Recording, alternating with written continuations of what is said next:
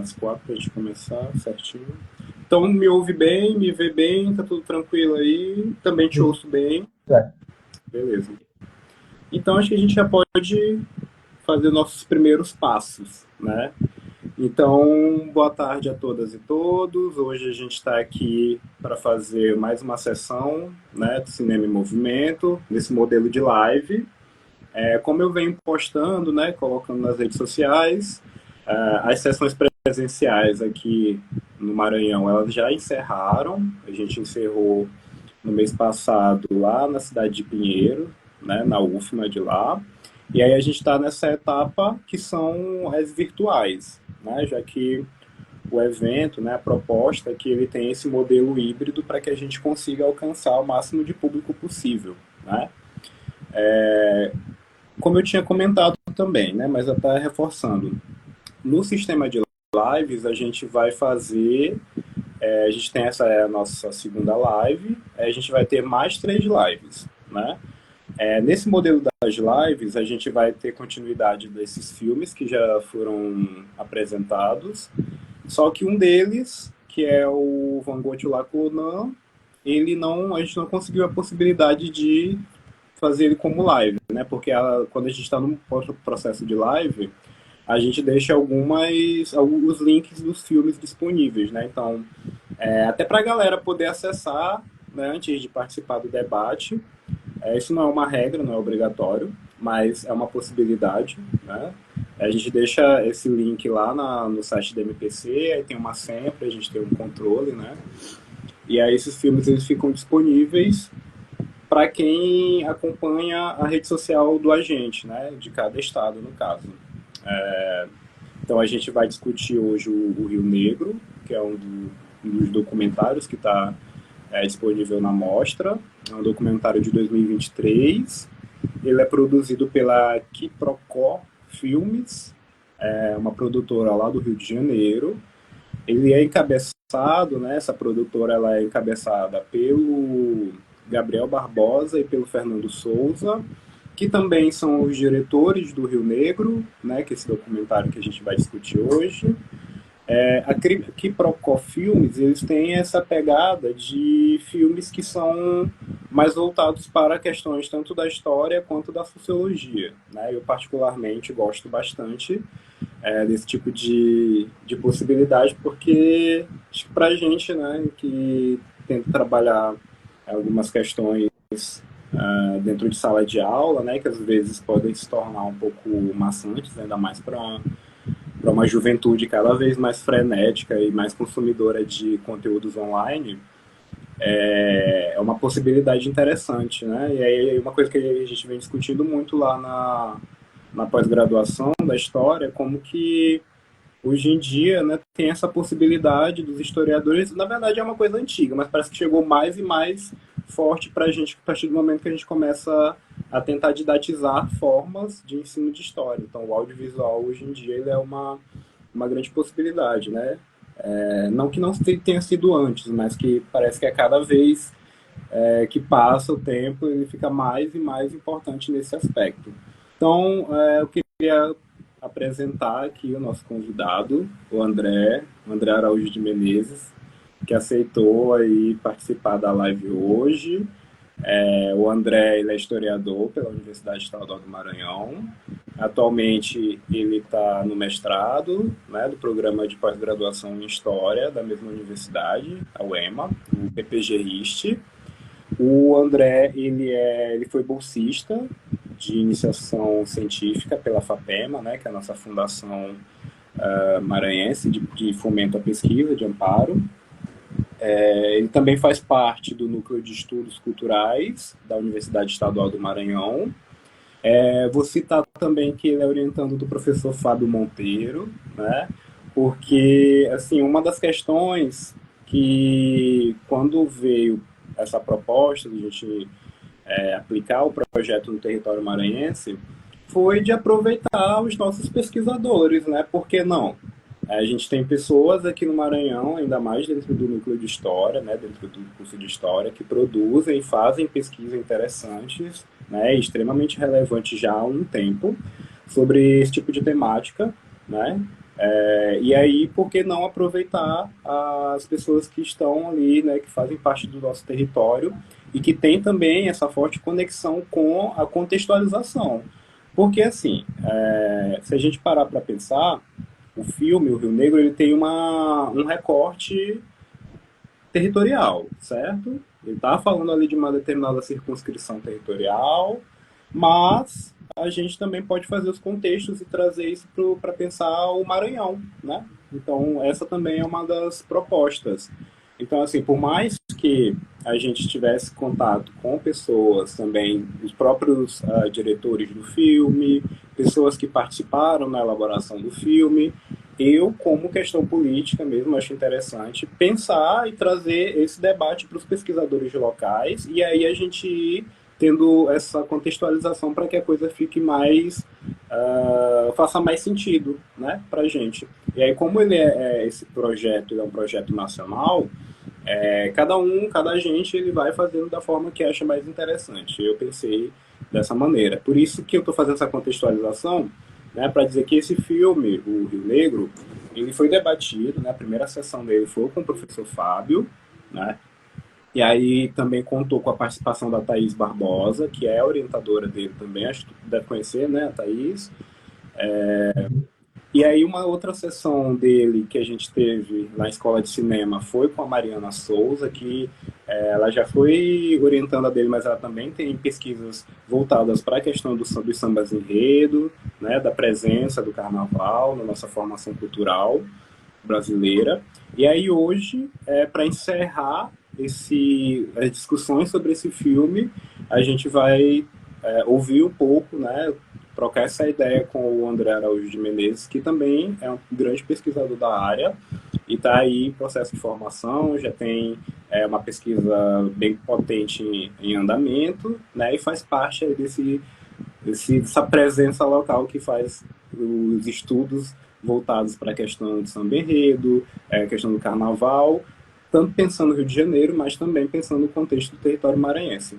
E aí, André, depois de fazer essa contextualização um pouco mais geral, eu gostaria de te ouvir, assim, a gente vai conversando, né? Mais esse ritmo mesmo de conversa, clima natalino ali no fundo, eu já tô vendo, então a gente já tá pegando um pouco mais leve, porque esse foi um semestre que, né, ó, quase que não termina, ainda não terminou, pelo menos para mim.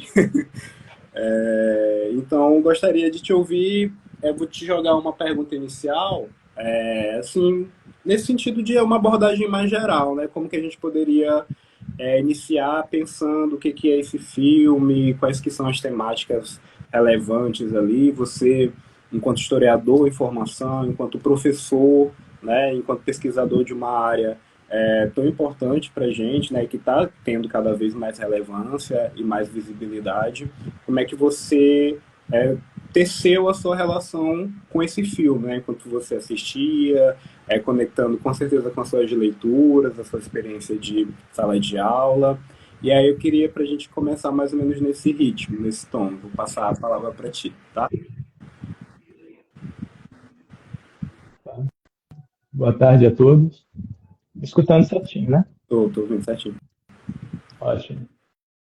Primeiro, agradecer o convite para poder participar e comentar um pouco desse documentário, que pessoalmente eu gostei muito, né? Eu acho que é meio claro que o objetivo do documentário é apresentar as contribuições da comunidade negra, com contribuições históricas, culturais, sociais para a formação da cidade do Rio de Janeiro. Mas nós também, além de trazer só para o local, nós podemos falar em relação até nacional, porque o debate justamente como essa contribuição, embora seja tão importante, foi invisibilizada de certa maneira, foi diminuída. Isso também no cenário nacional, porque se nós pensarmos, a cultura brasileira ela é eminentemente cultura negra, óbvio, com a contribuição da cultura indígena, da cultura portuguesa, dos imigrantes que vieram depois, claro, mas eminentemente é uma cultura negra. E como, de várias maneiras, se tem essa perspectiva de ainda entender, e é isso que trata muito o próprio documentário, a cultura negra, a comunidade negra como um apêndice na história, quando, na verdade, é central. Isso, o o documentário destaca até em outros sentidos que eu achei muito interessante, como, por exemplo, as técnicas de navegação daqueles barqueiros no Rio de Janeiro, ou a própria questão das ervas, dos chás, de como um conhecimento tido como científico se apropria dessas ideias, desses conhecimentos, sem dar a devido reconhecimento à comunidade da qual ele tem origem, né? E isso nós podemos pensar também nacional e de maneira local, né? Até como a própria Lélia Gonzalez destaca sobre a língua portuguesa, quantas palavras diariamente nós usamos que são de origem banto ou de outras línguas africanas, e quando ela destaca, né, que apesar de toda a questão da violência de 3 séculos de escravidão, quando a gente pensa culturalmente, a África que acaba colonizando o Brasil, como essa autora destaca. O documentário ele vai passando por tudo isso, ele nos apresenta personagens, isso é muito interessante. O João Cândido, né, a revolta da Chibata, que também vem da própria incapacidade da Marinha e da República de entender que a escravidão já tinha acabado há algumas décadas, e também falando da Hilária Batista de Almeida, né, tia Ciata, a mais famosa das tias baianas, né, essas imigrantes que vieram do Recôncavo Baiano, se instalaram no Rio de Janeiro, região próxima ao Porto, criando a região que ficou conhecida como Pequena África, né? Criando espaços de sociabilidade, de acolhimento, que também são temas que passam por todo o documentário, e nessa região que acaba favorecendo o próprio nascimento do samba, o próprio nascimento, posteriormente, das escolas de samba, né? É interessante que alguns autores, até a Pimenta, ela destaca, e os próprios navios, quando eles chegavam, eles já hasteavam a bandeira branca de Oxalá, que era para dizer que baianos estavam vindo. E aí o acolhimento pelas tias baianas e por todo aquele processo era imediato. E é também importante a gente pensar que existia esse local de identificação e de acolhimento nessa região conhecida como Pequena África, porque no resto do Brasil, no resto da cidade do Rio de Janeiro, obviamente, essas comunidades elas não eram muito aceitas, né? E aí a gente acaba chegando até o próprio momento que há uma tentativa de apropriação do Estado, da cultura, do carnaval, já no governo Vargas, quando o então prefeito da então capital, né, o Pedro Ernesto, ele oficializa os desfiles das escolas de samba, fazendo com que as escolas de samba tivessem cada vez temas mais cívicos, etc., mas sempre esse sendo um ambiente de identificação e de resistência da comunidade negra. E aí, onde se aproxima muito também do que eu faço. Eu estudo o Carnaval de São Luís, o Carnaval do Maranhão, especificamente os blocos tradicionais, e, mais pensando agora no próprio mestrado, até uma tentativa de utilizar e a pretensão de utilizar os sambas enredos como um material didático pedagógico para o ensino, né? Até como forma de ensinar tanto a cultura local, o carnaval local, como uma metodologia de ensino, né? E aí, eu acho que as potencialidades do cinema são diversas nesse sentido, né? De nos trazer esses debates, e eu acho muito interessante. E assim, essas são minhas primeiras observações sobre o documentário. Legal. Essa questão que você falou, né, muito forte, desse processo de invisibilização, né, justamente dessas narrativas. Uma série de pesquisadores que aparecem, né, que são convidados para participar e dar as suas contribuições ali ao longo do documentário. Isso reforça para a gente também esse caráter denso, né, porque o documentário, ele até brinco, né? Toda vez eu tenho que fazer esse comentário, porque eu acredito que ele é muito extenso. Ele tem 1h40, se eu não me engano. E assim, exibir em sala de aula é uma questão. Você querer exibir ele para trabalhar ele em sala de aula é uma questão. Talvez tentar fragmentá-lo seria um movimento mais didático, né? Mas às vezes também a gente nem precisa passar o documentário inteiro para trabalhar com ele. Mas uma coisa que me chama muita atenção, tem um pesquisador que ele fala, ele está falando lá sobre as redes de sociabilidade, né, e como essas redes de sociabilidade elas eram extremamente interconectadas, e como que elas eram interconectadas e elas davam certo justamente pela tradição oral. E isso é um tipo de documentação que a gente dificilmente, assim, se perdeu, na verdade, né? Você não tem esses registros, até porque, né, todas as questões técnicas que a gente sabe, a oralidade, ela tem a sua particularidade enquanto documento.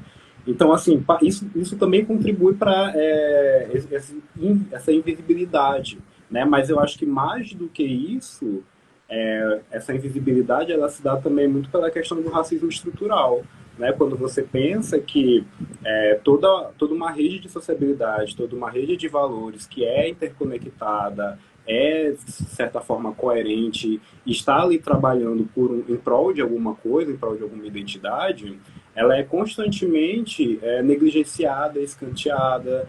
Então, assim, é um documentário de 2023 que ele traz uma possibilidade de um protagonismo da população negra que sempre esteve lá, né? E parece que só agora a gente está caindo uma ficha que a gente pode acessar esse tipo de informação, positivar ela e transformá-la como uma das narrativas verossímeis também dentro da história, né?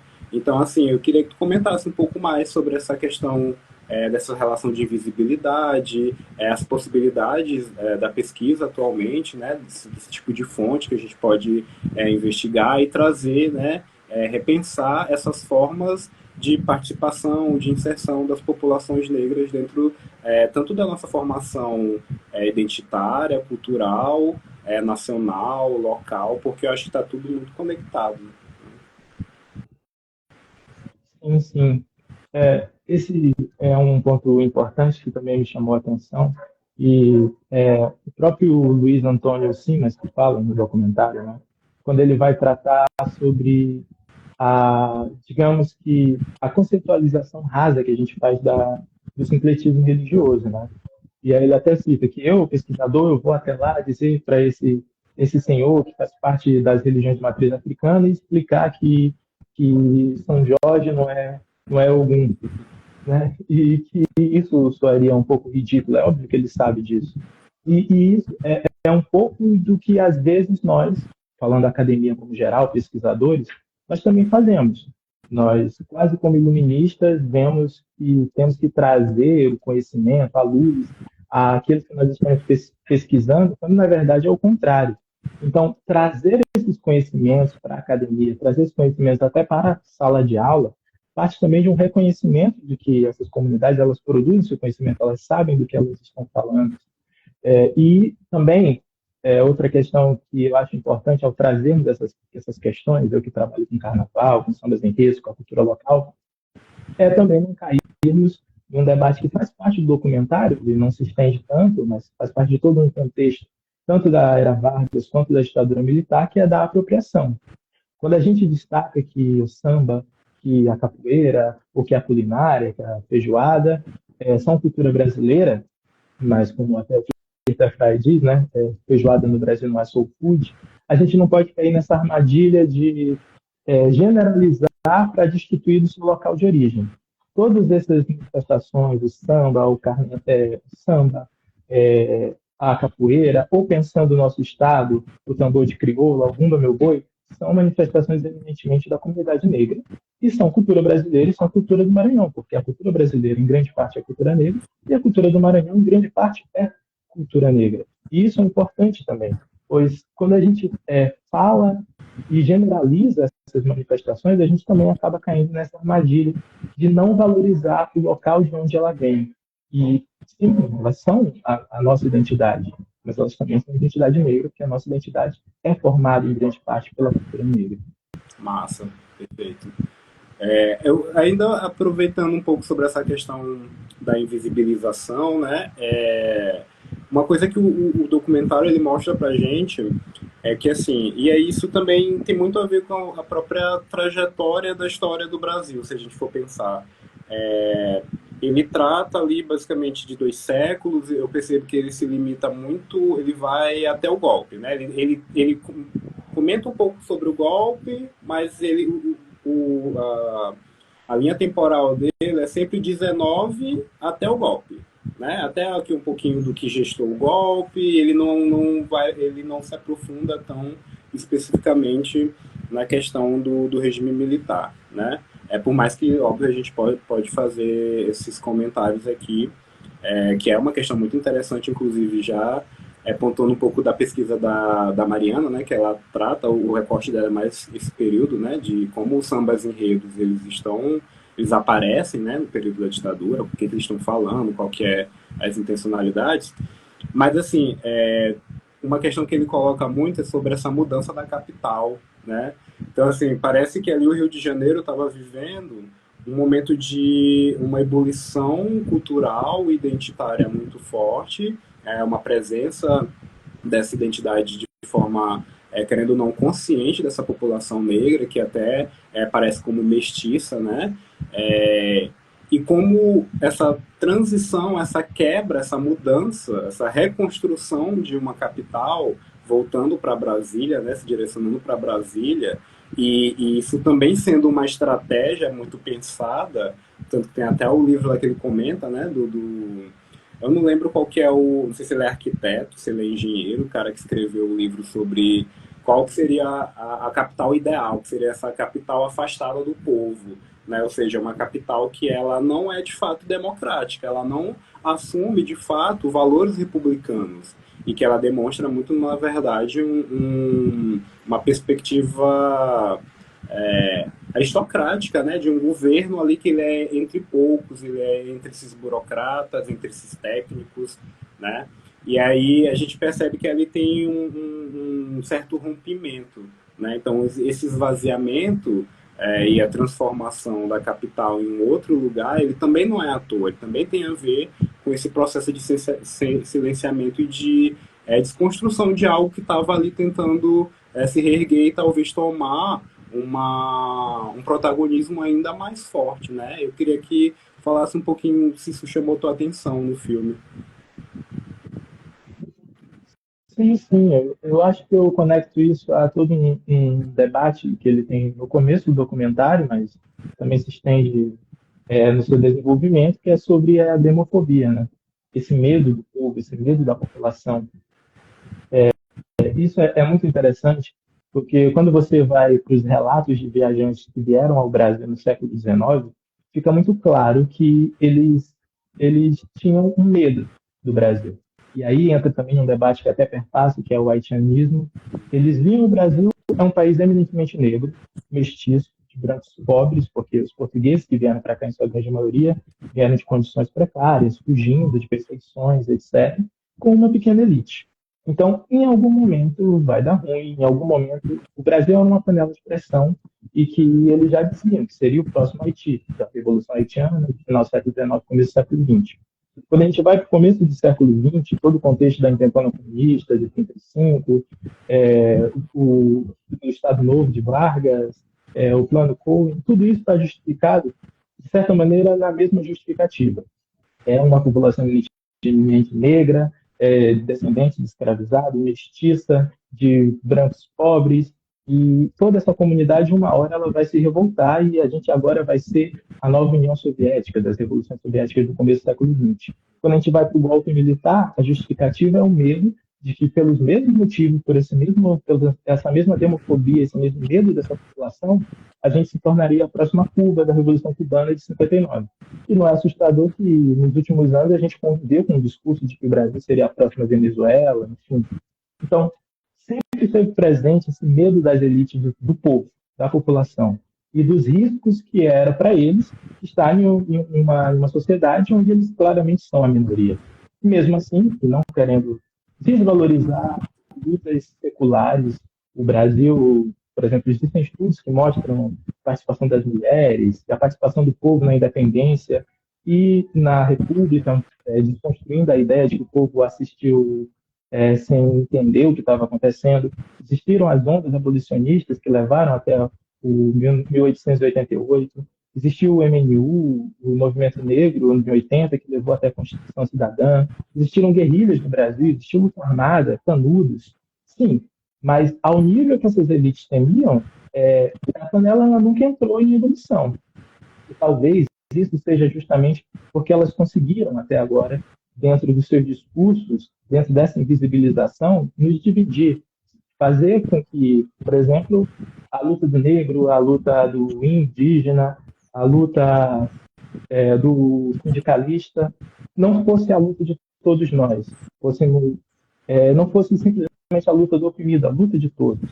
Então, eu acho que isso é uma questão importante. E essa demofobia, ela me chamou também a atenção nesse documentário, porque se nós podemos pensar esse um dos objetivos do cinema em movimento é pensar o estudo de uma forma de transgressão, de negar o status quo, de problematizar, então a gente não pode perder a esperança de que finalmente essa panela ela vai entrar em ebulição em algum momento e que a gente ainda vai ver isso. Com certeza. Eu acho que o comprometimento político também, inclusive de fazer uma atividade como essa, né? Numa tarde de dezembro, já terminando o ano, também tem a ver com isso, né? Porque quando a gente começa a olhar para a história do nosso país de forma atenta, a gente observa essas repetições, né? E aí a gente fica o tempo inteiro com aquela coisa na cabeça, ué, será que a gente realmente não consegue aprender nossa história, a gente não entende o que está acontecendo? E aí a gente vai observando que existem estamentos cada vez mais sofisticados, né? Dessas elites que são utilizados justamente para falar, para causar isso que você falou, né? Essa nossa desmobilização, que é algo muito forte atualmente, mas que também existe essa contra-onda, né? Que é também cada vez mais possibilitar protagonismo de pessoas que antes elas não tinham esse lugar, esse acesso, né? E aí, mas pensando também nessas questões mais contemporâneas, eu queria te colocar uma pergunta, né, de como tu enxerga assim que o documentário ele consegue trazer, ele consegue despertar discussões atuais sobre questão de racismo, essas questões da identidade, justiça social, já que a gente entrou um pouco mais nesse ambiente político, eu queria que tu comentasse um pouco sobre isso.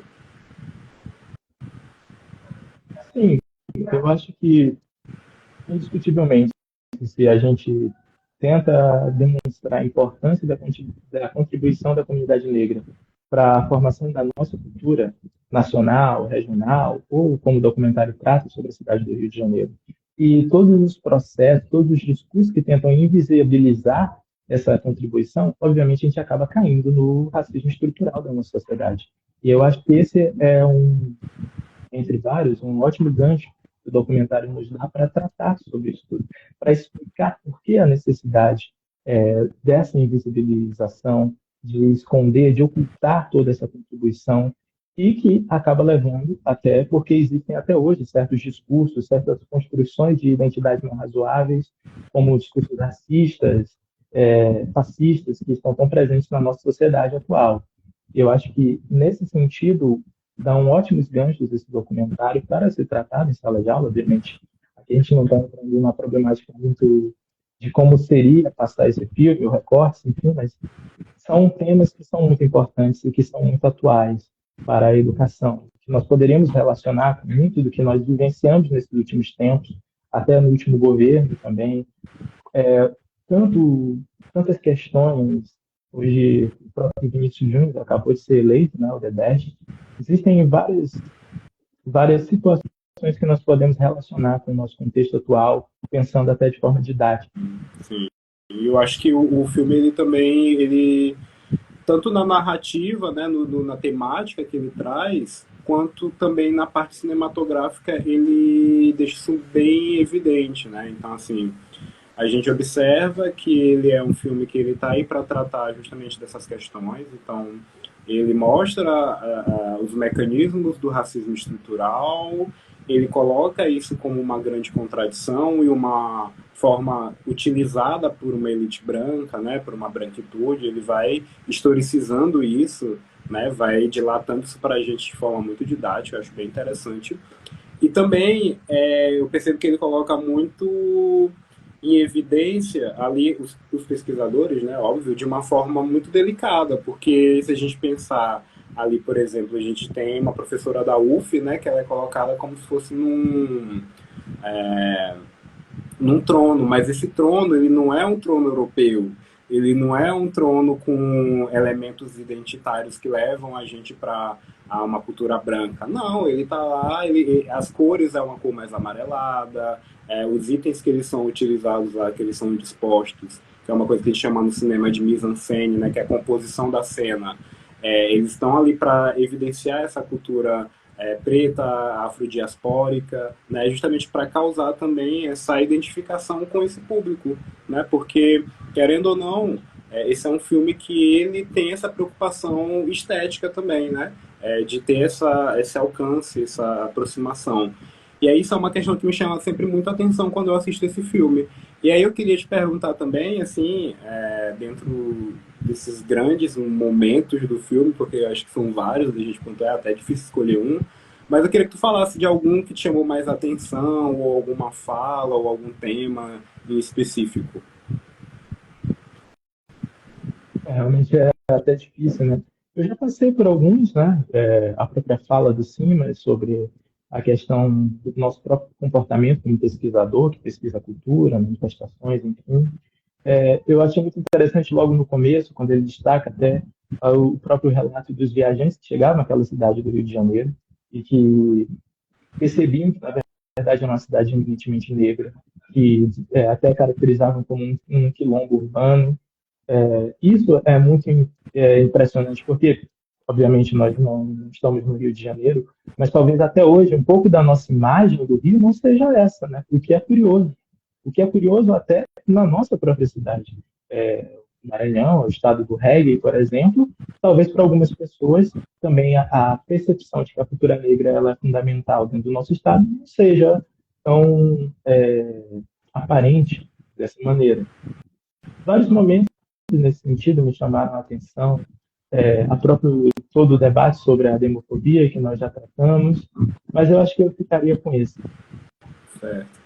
Tem uma questão também que eu acho muito interessante que eles fazem, que é justamente pegar dois personagens ali, né? O João Cândido, que é esse grande personagem histórico, né? Que representou ali toda essa luta contra uma reminiscência de um pensamento escravocrata dentro da própria Marinha.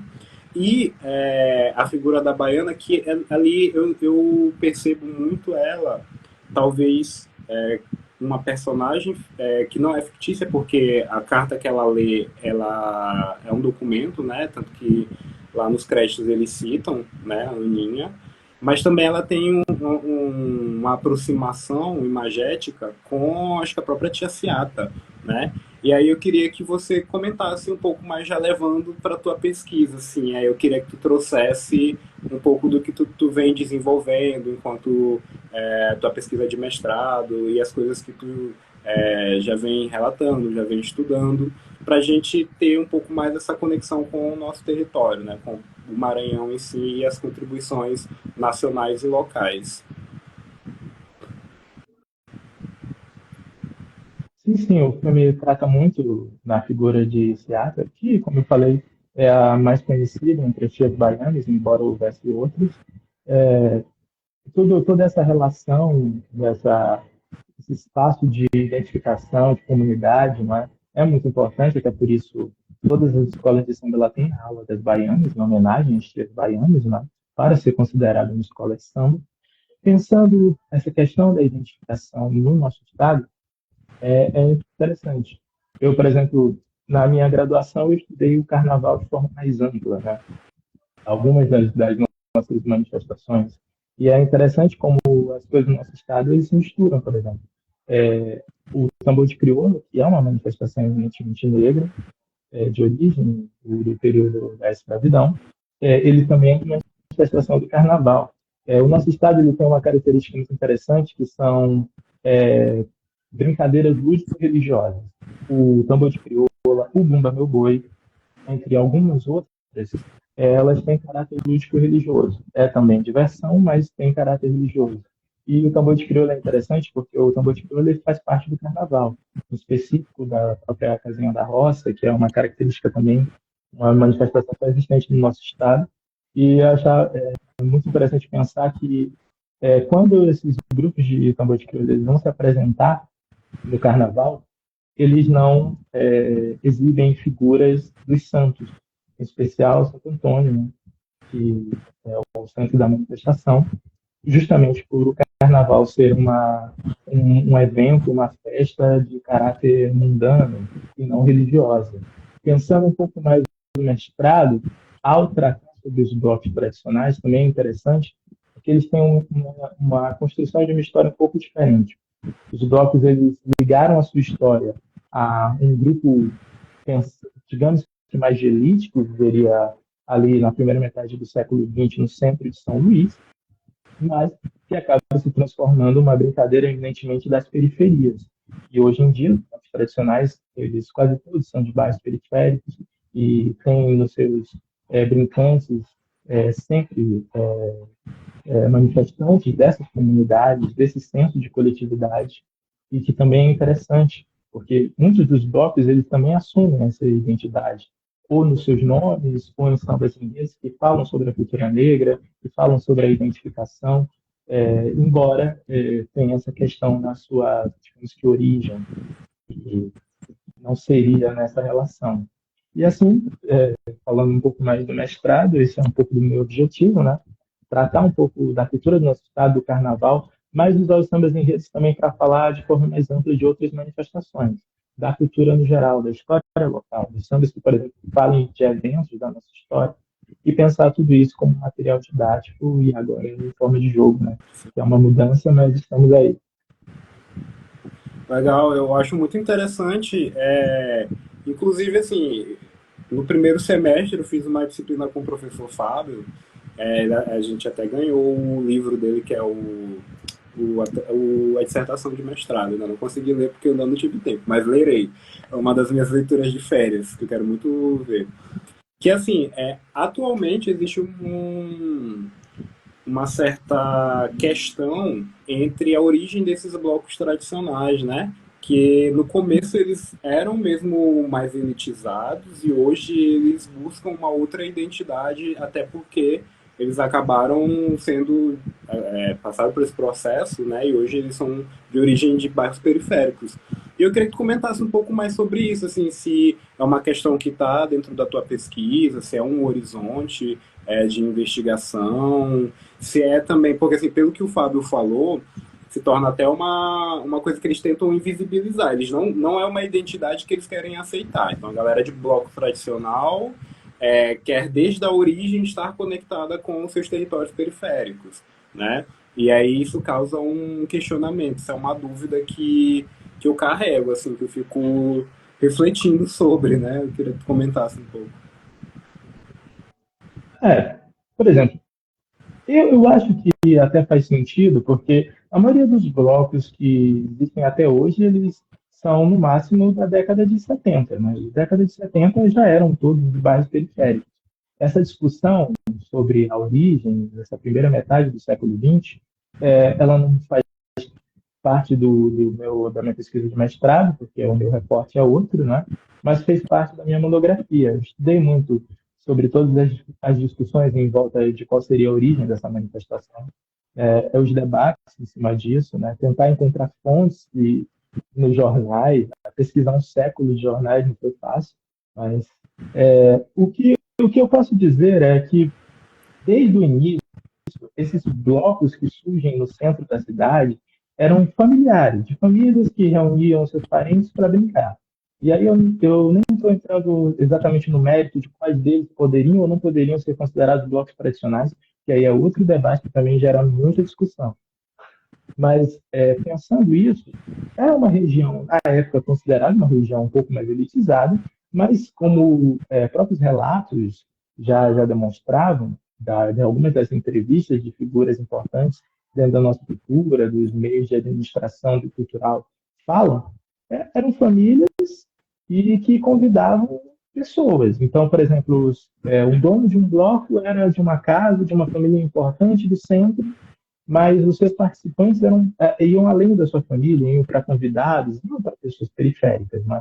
Então, eu acho que essa questão ela não é tão, digamos que, problemática nesse sentido. Esses blocos eles podem ter tido origem naquele momento, né? E também é importante a gente questionar o que seria ou não seria uma elite naquele momento, né?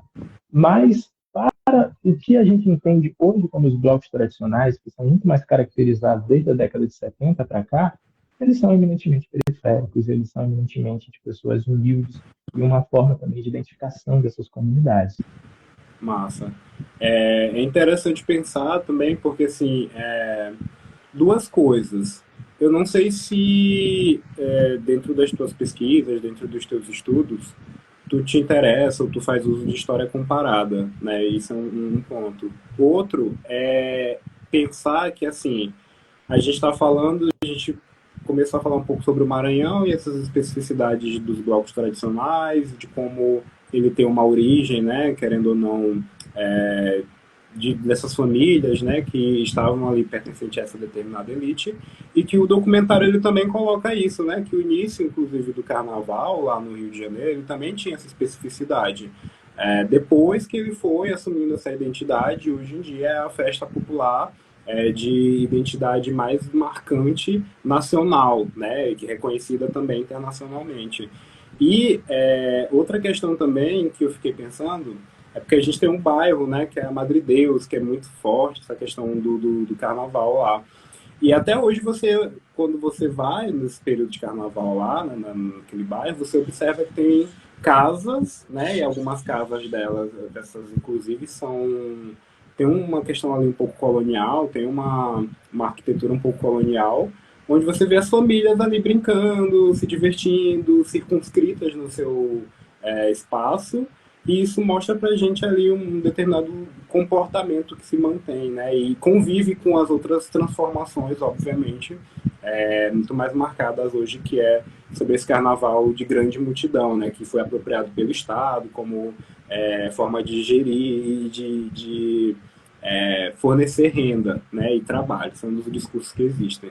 Então, assim, eu queria que tu comentasse um pouco mais sobre essa questão, se tu faz uso de história comparada, qual é o tipo de metodologia que tu utiliza, documentação, se tu pode falar também um pouquinho mais do jogo, né, que eu acho muito interessante essa proposta do produto didático ser um jogo, e como é que tu pensa em fazer isso, mais ou menos? História comparada eu até pensei em usar, né, mas eu acabei não, que seria justamente ter essa relação do desenvolvimento do nosso carnaval com o desenvolvimento do carnaval do Rio de Janeiro, de outros estados, mas eu acabei não fazendo, né? Acho que até foi uma boa escolha dentro das especificidades do que o nosso mestrado pede, né? O mestrado da UEM. Falando um pouco sobre todo esse desenvolvimento, é interessante porque o carnaval ele é eminentemente no Brasil de origem do intrudo, que é uma forma de manifestação que vem de Portugal, né? E aqui ele ganha a sua identidade a partir do momento que há essa mistura tanto do que traz o negro, do que traz o indígena, do que traz esse português pobre, e cria uma identidade mais própria, né? Mas essa seria uma discussão que também chega ao nosso estado, porque boa parte das manifestações ela também tem essa mistura de perspectivas, de identidades, de relações, tem as tribos indígenas, tem o tambor de crioula, pensando mais amplo, outras manifestações temos o Bumba Meu Boi e etc.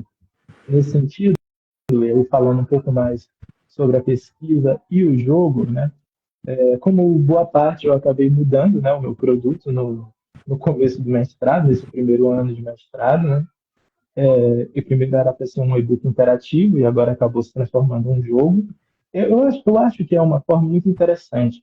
Talvez também, em toda essa discussão que nós tivemos sobre o cinema e sobre a dificuldade do tempo em sala de aula, o jogo ele facilita muito nesse sentido, né? Porque a partir de um jogo que poderia ser executado num horário, passar todos esses conhecimentos que não estão presentes no livro didático ou no currículo oficial. E aí tem uma das grandes objetivos do jogo, que é justamente pegar um assunto que faça parte do currículo e usar o jogo para tratar desse assunto, mas relacionando com a história e com a cultura local, trazendo assuntos que não fazem parte nem do livro nem desse currículo, né? O jogo ele seria um jogo de tabuleiro, né? Com perguntas e respostas, realização de desafios, para tentar manter esses alunos investigados, para tentar fazer com que eles entendam um pouco mais da nossa cultura, obviamente. O jogo será realizado depois de uma aula explicativa sobre esses temas, né? Fazer com que esses alunos entrem em contato, não só de forma com as letras, mas também com áudios e sambas enredos dos blocos tradicionais, que eles tenham essa pequena experiência mais vívida com a cultura local. E até aproveitando que provavelmente muitos desses alunos já vão ter, né? Se você vai em um bairro periférico de São Luís, é difícil. Alguém que não conheça alguém que faz parte de alguma manifestação cultural, ou que brinque nos blocos, ou no boi, ou em alguma outra manifestação. E aproveitar essa identidade e trazer ela para a sala de aula. Isso é muito importante e o jogo vai me ajudar em questões de tempo e também de interesse dos alunos para conseguir isso. Sim, com certeza. Tem uma coisa que a gente sempre fala, né, que é sobre essas formas de conseguir engajamento com os alunos. E eu acho que o jogo, ele como é uma coisa que ele, querendo ou não, joga para você uma determinada ação, né, uma determinada agência, te coloca como um protagonista também, né? Então eu acho muito interessante essa escolha, né, de fazer isso como essa forma de intermediar o conteúdo que é importante que a gente sublinhe, que não é um conteúdo que a gente encontra no livro didático, né? Então, assim, é um conteúdo que ele é extremamente importante, como você falou, ele fala diretamente com essas identidades desses alunos, porque, por exemplo, se a gente pensar, só fazendo um recorte, se a gente pensar, por exemplo, uma escola lá da Madre Deus, uma escola pública da Madre Deus, é muito provável que muitos dos alunos de lá, né, sejam filhos, filhas de brincantes, de pessoas que vivem aquela identidade, praticam aquela identidade, né? E eles não estudam isso em sala de aula. Quando eu converso com alguém, principalmente do Rio ou de São Paulo, e aí a gente fala sobre essas questões de história, eu digo para eles, olha, isso que vocês estudam aí como história local de vocês, para a gente é colocado como história nacional. Então, assim, a gente tem que, aqui, do lado daqui, a gente tem que fazer muito esforço e tem que batalhar bastante para poder estudar a nossa própria história. O que deveria ser óbvio que não, né? Não deveria ser assim. É óbvio que a gente deveria estudar a nossa própria história.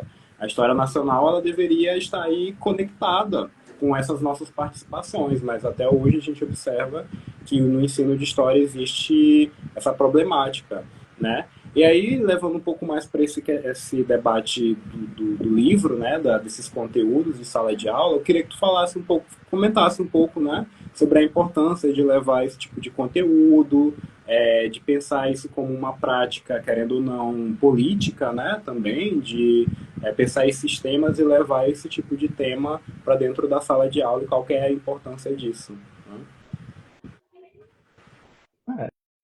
Não deixa de ser uma posição política, né? Um desafio também ao currículo, ao que é estabelecido pelo currículo pelos professores, né?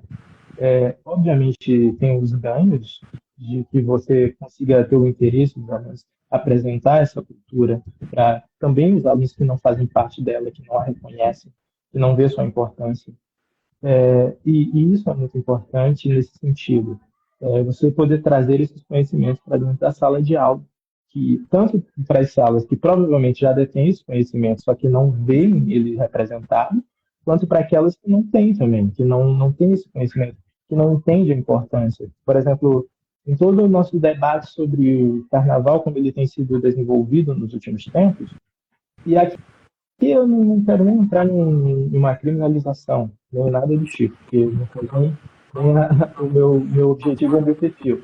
Mas quando o carnaval ele se torna um evento mais de massa, de grandes shows, boa parte das manifestações do nosso estado, elas reclamam, elas pedem mais espaço no carnaval, ou no mesmo no São João, para essas manifestações. Está sendo uma reclamação constante nos últimos anos, né?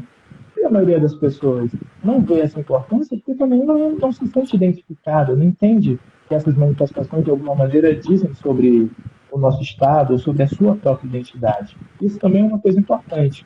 Isso, nem é um sentido de criminalizar, poderia ter shows, mas também é importante que essas manifestações elas sejam valorizadas, elas tenham seu espaço.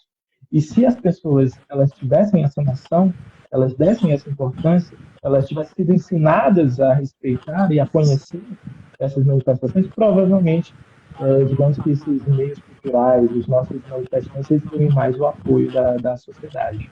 Sim, com certeza. É um trabalho político, é um trabalho de formiguinha, como você falou. além da questão da identidade, né, de levar essa representação para esses alunos que já vivem isso em casa, né, já vivem no seu cotidiano, mostrar isso também para outras pessoas, para outros alunos que têm outros tipos de vivência e para que eles consigam entender e construir a sua identidade também conectada com o que existe dentro do nosso território, né? Então isso é uma questão muito importante e que, retomando mais essa coisa da esperança, eu acredito que é um caminho que a gente vai trilhando, é um caminho de renovação, é um caminho de esperança também, né, e de uma busca por uma sociedade mais horizontalmente orientada. E aí, eu comentei contigo, passa muito rápido. Então, falta 5 minutos para a gente terminar. Então, assim, eu já queria para a gente ir encaminhando para as considerações finais, eu queria que tu falasse um pouco mais geral, né, de como que foi essa experiência para ti de assistir o filme, se foi algo válido, se tu acha que é uma questão interessante também, né? Falar um pouco também sobre esse desafio de participar da live, né? Porque tem essas questões também, dizer que não é só uma particularidade, essa questão de estar em conexão, falar em público, falar para uma tela, é algo que está aí, né? Que está aí como uma possibilidade hoje, não é fácil para todo mundo, mas que acho que é também romper algumas barreiras e a gente conseguir ir aprendendo coisas novas, né? Eu particularmente gosto, sim, dessa possibilidade. É um movimento de aprendizado também. E aí eu gostaria que tu comentasse, fizesse um comentário assim mais geral, pontuando essas questões. Bem, falando de novo, de forma geral sobre o filme, é um filme muito interessante. Eu pessoalmente gostei muito do documentário. Eu acho que traz muitos debates que a gente, para não ser repetitivo, né, a gente já passou por vários deles. Mas, para além disso, pessoalmente, eu acho que eu estou mais aqui para falar das questões mais ligadas aos temas do que o próprio filme. Embora eu adore cinema, eu não sou um grande especialista, mas é um documentário muito bem feito, muito interessante, que você se mantém atraído por ele. Então, eu convido a quem estiver vendo, a quem acaso não tenha assistido, que procure. Também, de novo, talvez assistir, pensando em todos esses debates que nós tratamos, torne ainda mais interessante a experiência, né? De resto, eu gostaria só de agradecer pelo convite, pela experiência e pelo bom diálogo. Massa, massa. Eu acho que é mais ou menos nesse ritmo, né? Nesse direcionamento que a gente vai caminhando. É mais uma possibilidade que a gente tem atualmente de ir gerando debate, de estar presente para ocupar também as redes sociais, né? Com temas e com debates que são relevantes e que também estão amparados em toda uma produção científica, porém não cientificista, que eu acho que é interessante, é importante colocar isso, né? A gente está produzindo conhecimento, a gente está fazendo divulgação de conhecimento, um conhecimento que é legítimo, é legitimado, que é de qualidade, tem toda uma preocupação política, estética, temática, né?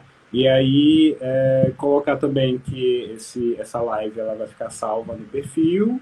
Então, dizer para quem está acompanhando, né, que vocês podem também fazer esse compartilhamento com outras pessoas que vocês achem interessante.